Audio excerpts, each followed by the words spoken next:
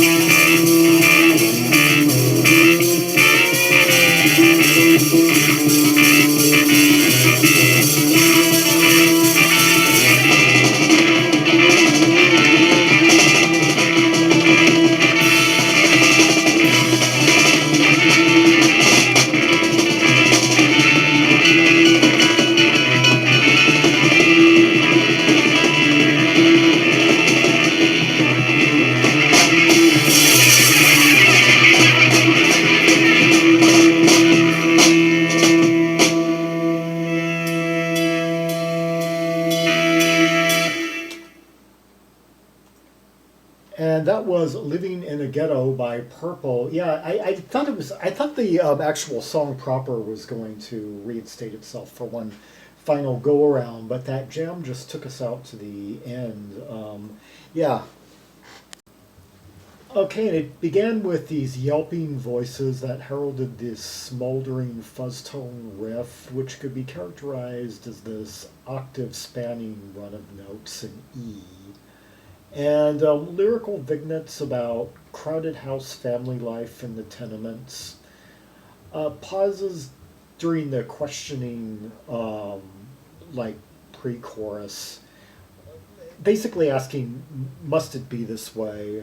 Like, the singer's talking about various family members, and you get a sense of that, of just kind of that messy sort of despair laden upbringing and such.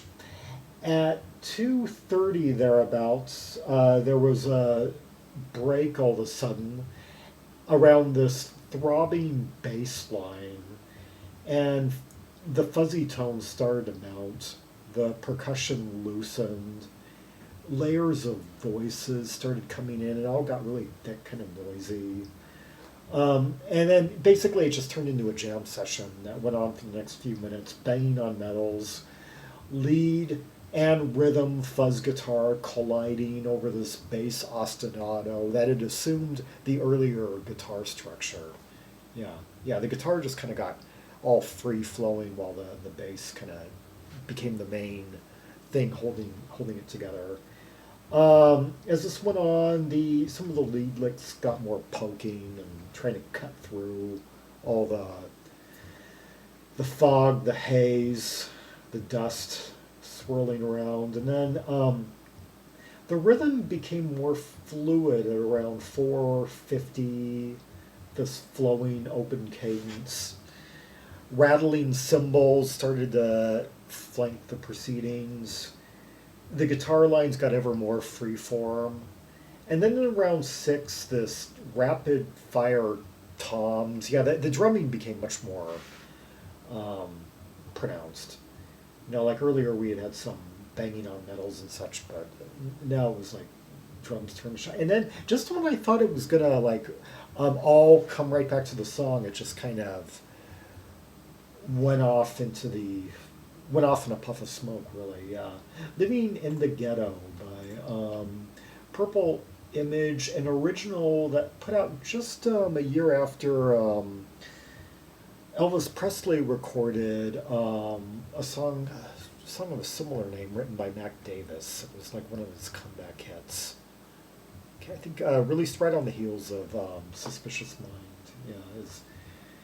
Yeah, that new flurry of chart success he had right after his 68 comeback special. But anyway, back to Purple Image. I love this cover. It plays up on the purple theme, just as I did, although you can't really tell with the kind of light I got going here. But I'm actually wearing my purple beret, which I don't wear very often because it's kind of tight on me. But yeah, I would need really bright light in here for it's really dark purple. Yeah, this drawing with like purple flames coming out of this fellow's head. I'm not sure if that's one of the members or not. He's like a four-armed guy holding up 3 globes over in front of a backdrop with purple clouds. And it purple going on the psychedelic theme, I mean. Right around the time we also had Deep Purple. And this band, it says, according to Discogs, raised in the 105th Superior area of Cleveland, Ohio. And despite that, they played psychedelic mind-bending, pass-the-bong, strobe light posters on the wall head music. This is like early funk crossed over with psych, and there were quite a few bands in that vein at the time that used fuzz guitar with early elements of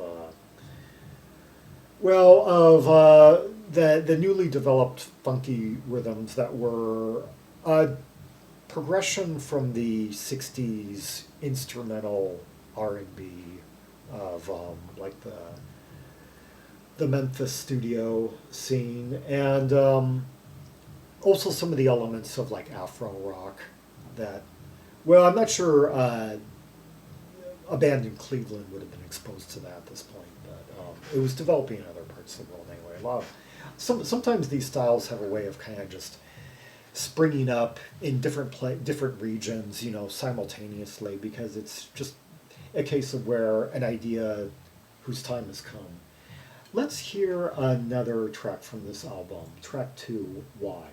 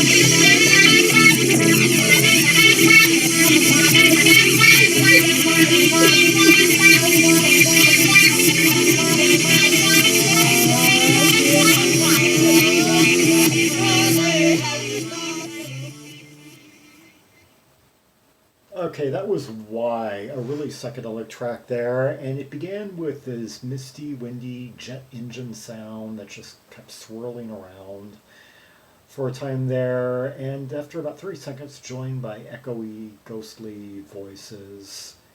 And then suddenly this ah heralded, this scream, this cry of ah heralded the abrupt outbreak of song at around the 50-second mark, built on this fuzzy, phased guitar figure that was just kind of climbing up 1, 3, 4, 5 in the key of A minor. Pretty much the whole entire song, really. With lockstep harmonies, just kind of following the root notes of the riff. And it all got engulfed into this fuzzy flanged haze at around 2:45, the midsection which took the main riff of the track and just seemed to wind it forward and backward. A swirling mist of fuzz and smoke over this brisk half-step bass line as we kind of veered toward the climax, like da da da da da da da da da da da da.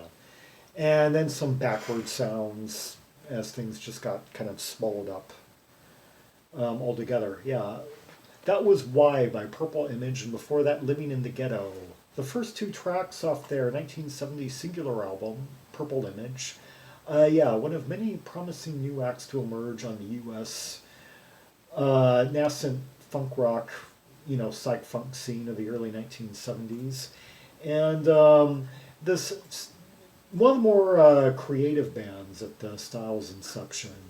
You had some acts that were kind of emerging more from the traditional Stax Volt school, and really funk kind of emerged where the instrumental backing band types of that era became more autonomous and then started like hiring vocalists, like soul vocalists, and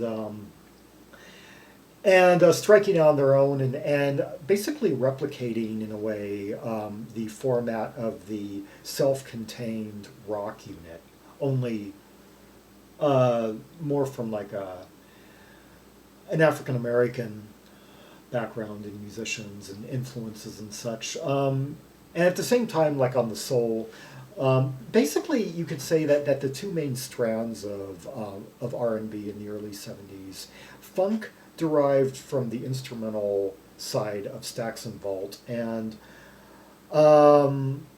the soul groups of the vocal groups came more out of like the Motown and more the vocal side of Stax Vault, but Motown and Chicago were more where the groups, the vocal groups tend to come, as opposed to solo singers. But and of course that music went in more kind of simultaneously more orchestrated and yet more experimental and album oriented at the same time. And so you would also have some of these post-psych elements like fuzz on some of the early recordings on the Philadelphia International Records label. And so a very creative time on the U.S. R&B scene. And some other bands that, Black Murda were another band that mixed psychedelic rock and funk. Put out 2 albums in the early 70s, right at the inception of the style, of the newly forming funk style. And then some of the bands that went over to Europe ended up getting a lot more experimental, like the Bobby Boyd Congas, who went over to France and morphed into the Lafayette Afro Rock Band, and also recorded as Ice. And those records have become very much coveted among samplers and such, for their experimentation and rawness. Anyway, for more rubies and sapphires from the Purple Image album, see the directory of albums by American funk artists linked in the description below. Like and subscribe, follow me on social media, share the video, and leave a comment if there are any observations you have about the two tracks we just heard. The intensity, the smoldering, sizzling, sonic quality of it all. And until next time, this is Zaragon, the world's most ear-traveled train maximist, signing off.